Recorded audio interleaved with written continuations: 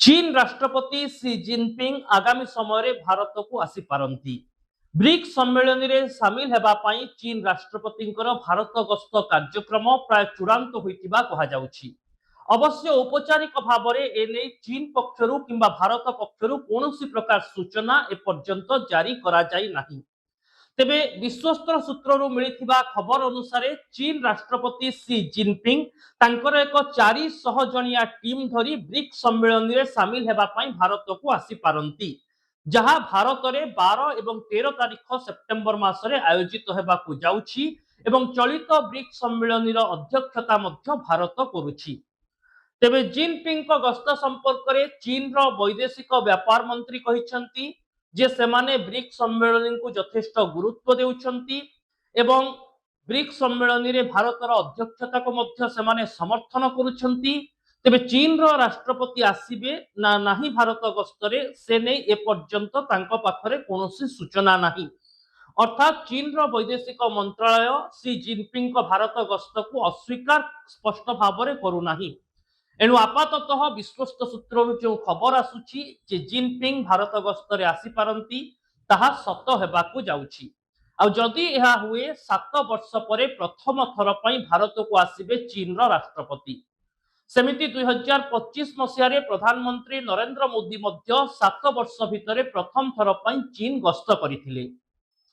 तेबे सी जिनपिंग को भारत गस्त अनेक दृष्टिरु गुरुत्वपूर्ण। वर्तमान समय रे चीन जेहेतु अमेरिका को काउंटर करिबा पाई एवं अमेरिका विरोध रे एक शक्तिशाली चेहरा भाव में उभा हेबा पाई उद्यम करुछि। एभली स्थिति रे भारत एवं अमेरिका भितरे वाणिज्यिक एवं कूटनैतिक संपर्क मजबूत रहिछि। निकटरे ट्रेड डील बा वाणिज्यिक चुक्तिनामा स्वाक्षरित होइछि। यहाको मध्य परोक्ष रे चीन राष्ट्रपति गस्त यथेष्ट प्रभावित करिवो। सेही भली ढंगरे चीन रही गस्त रूसिया एवं भारतर संपर्क उपरे मध्य प्रभाव सृष्टि करि पारे। वर्तमान रो बदलुथिबा जियो पॉलिटिकल सिचुएशन रे जेतेबेले भारत उभय अमेरिका एवं रूसिया रो निकटतर होई रहिछि, ठीक एभली स्थिति रे विश्व समुदाय निकटरे एक शक्तिशाली चेहरा भाव में उभा हेउथिबा चीन अमेरिका एवं रूसिया को समांतराल भाव में टक्कर देवा प्रस्तुत होउथिबा कहा जाउछि। एणु सामग्रिक भाव में जदि विश्वर राजनैतिक स्थिति एवं कूटनैतिक परिवेश को आलोचना घेर को नेबा, तेबे सी जिनपिंग को गस्त भारत उपरे जेतिकी प्रभाव पकाइबो, भारत सह अमेरिका एवं भारत सह रूसिया संपर्क उपरे मध्य अनेक किछि नुआ दिग सामना को आनी पारे।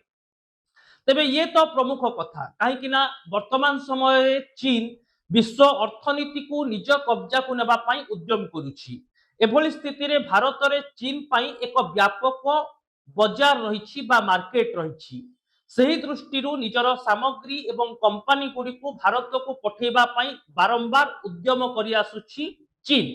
किंतु 2020 रो गलवान तिक्तता परे केउठी ना केउठी भारतर संपर्क चीन सह पूर्व अपेक्षा मलिन पड़िछि। अवश्य संपर्क रे सुधार आनिबा पाई चीन बारंबार उद्यम करिछि। किंतु वर्तमान मध्य आपण देखंतु अरुणाचल प्रदेश रे सीमा विवाद कथा कहा जाऊ बा भारत एवं चीन भितरे जो 3800 किलोमीटर सीमांत अंचल रहिछि, सही अंचल रे निजर आधिपत्य जाहिर करिबा कथा कहा जाऊ। याकु नै ड्रैगन एवं भारतीय सेना अनेक स्थान रे मुहामुही स्थिति को आसीछंती एवं वर्तमान मध्य तिक्तता संपूर्ण भाव में दूर होई नाही। एणु आगामी समय जिनपिंग को भारत गस्त सीमा विवाद उपरे मध्य एक नुआ आलोचना को सुजोग दे पारे। ता सहित भारत सह भविष्यत रे चीन रो आर्थिक कारबार कौन हेबो, कूटनैतिक संपर्क केमिति बजाय रहिबो, ताकु मध्य एक निर्णायक भूमिका दे पारे। कहीं ना कूटनीति कहूची जे केही चिरशत्रु नुहंती बा केही चिर मित्र नुहंती। प्रसंग भित्तिक आवश्यक भित्तिक सुजोग एवं परस्पर को समर्थन कूटनीतिर मुख्य अंश। एही दृष्टिरु सी जिनपिंग को भारत गस्त समय मुख्यतः अर्थनैतिक क्षेत्र में आलोचना होई पारे, सीमा विवादर समाधान पाई आलोचना होई पारे, आगामी समय पश्चिम एसीय देशगुड़िकर विकास पाई भारत एवं चीन क्यों भूमिका नेबे से उपरे मध्य किछि निर्णायक आलोचना होई पारे। तेबे ए सब बात आउ गोटे बड़ प्रसंग रही भारत पाई, ताहा हेउछि पाकिस्तान रो प्रसंग। कहीं दर्शक बंधु, पाकिस्तान एवं चीन रो मित्रता दशंधि धरी रही आसी। पाकिस्तान को चीन वर्ष वर्ष धरी बंधुक एवं अस्त्रशस्त्र जोगाई आसुछि, किंतु प्रतिबदल रे पाकिस्तान ठारू सेमिति किछि बड़ समर्थन चीन पाउ नाही। ए दिगरे पाकिस्तान भी असमर्थ, अपरिपक्व। पाकिस्तान नेबा जानिछि, किंतु द्विपाक्षिक संपर्क केमिति बजाय रखिबो बा बजाय रखिबा पई जो आर्थिक आवश्यकता ताहा पाकिस्तान पाखरे नाही। एणु एही दृष्टि भारत पाकिस्तान रो एक बड़ विकल्प भाव में चीन सामने छिड़ा होइछि। एही गस्त समय भविष्यत जितेबाला भारत चीन रो संपर्क आलोचना घेर को आसिबो, सेतेबाला पाकिस्तान मुद्दा मध्य उठी पारे। कहीं पाकिस्तान बारंबार आतंकवादी को पठाई भारतर आईन श्रृंखला को अस्तव्यस्त करने सहित निरीह लोकों को आक्रमण करने भली घटनारू दूरे रहू नाही। आतंकी राष्ट्र कहुवा पाकिस्तान आभिमुख्य सबु बेले भारत विरोधी एवं आतंकवादी समर्थन रे रही आसी। एणु जिनपिंग ए गस्त भविष्यत में भारत, पाकिस्तान एवं चीन रो त्रिपाक्षिक संपर्क को प्रभावित करिबो बोली कहा जाउछि। तेबे मिलिथिबा सूचना अनुसार दर्शक बंधु, वर्तमान समय जिनपिंग गस्त पाई आवश्यक सुरक्षा प्रोटोकॉल जांच, होटेल गुड़िकर रहणी प्रक्रिया को चीन रो सुरक्षा कर्मी एवं सेना तरफ भारत में आसी जांच करा जाउछि एवं एही जांच प्रक्रिया गोटे निर्णायक मोड़ में पहुंची सारी।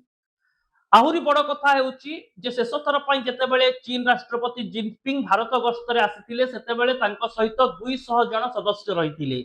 चलित थर ए सदस्यों संख्या 400 को वृद्धि पाउथिबा कहा जाउछि। अर्थात भारत में ब्रिक्स सम्मेलन रे आलोचना एवं भारत सह आलोचना पई चीन एक बड़ धरणर प्रस्तुति करिछि। आ ब्रिक्स सम्मेलन रो एही यात्रा भितरे भारत एवं चीन भितरे मध्य द्विपाक्षिक आलोचना हेबो। जदि जिनपिंग आसुछंती, स्वाभाविक भाव में प्रधानमंत्री नरेंद्र मोदी द्विपाक्षिक आलोचना एक निर्णायक भूमिका नहीं पारे। तेबे समय को अपेक्षा रहिबो एवं ए दिगरे जहा अपडेट आसीबो ता मध्ये आमे आपनक सामने उपस्थापन करिबु। रिपोर्ट टी आपनक केमिति लागिला कमेंट बॉक्स रे लिखंतु। यूट्यूब और फेसबुक रे हम चैनल को सब्सक्राइब करंतु, वीडियो को लाइक और शेयर करंतु। रहुछि, नमस्कार।